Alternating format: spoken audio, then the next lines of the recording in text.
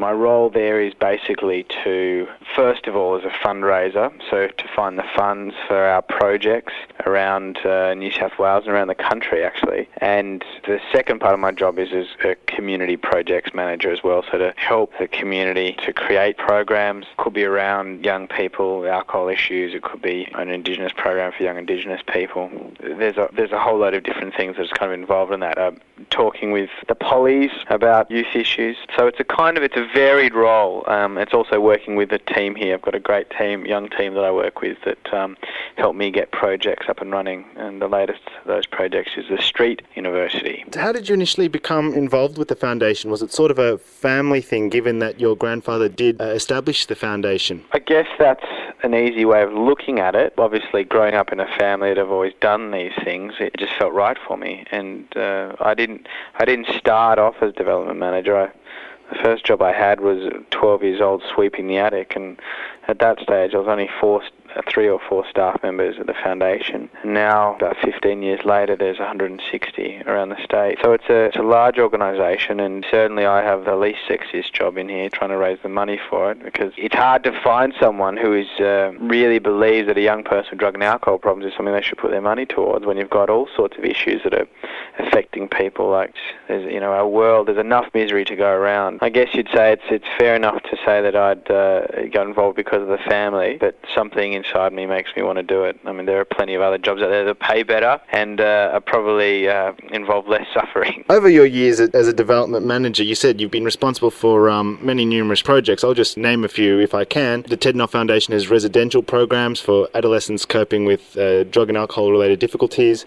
In 2005, you organised Harmony in the Park following the Cronulla riots to ease racial tensions, and as you said recently, the Street University in partnership with the University of New South Wales. Where do you find the time, energy and motivation to do all these projects? I was only, I think I was saying it to Dad today. I was saying, well, it's not like where it's a 9-to-5 job. To give you a great example, it's 5:15 now. I'm sitting in the office talking to you, and I really...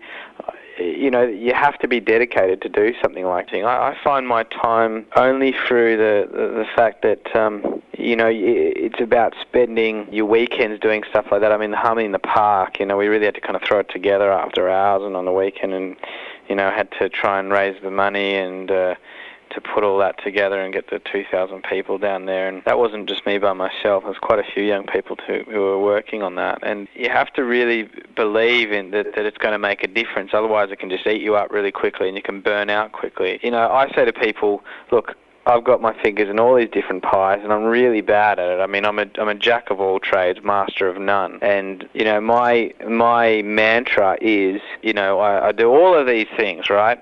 Most of them probably hopelessly, and so 75% of the things I get involved with never actually eventuate, but 25% do, and so it looks like I'm always doing things. There's so many more things that I'm doing that end up failing and all the rest of it and making mistakes with. And my mentor, Philip Adam, talks about the idea of being one of those plate jugglers, when they're running up and down with the plates on the stick, trying to balance all of them. They're always spinning out of control, and so you have to run down the other end and balance it. And he says, and I agree, I'm the same. I end up with a lot of broken plates. You mentioned you're sort of a jack of all trades, and I suppose it's true, considering now you've moved in a way from tackling the problems of drug and alcohol addiction in youth to now tackling the problems of climate change, joining the Climate Change Coalition.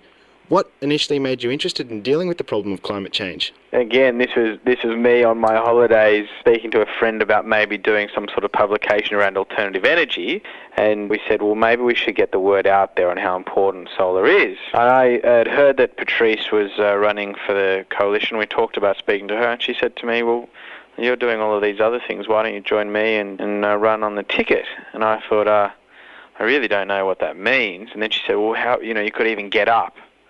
I said, what does get up mean? And she said, get up in the upper house.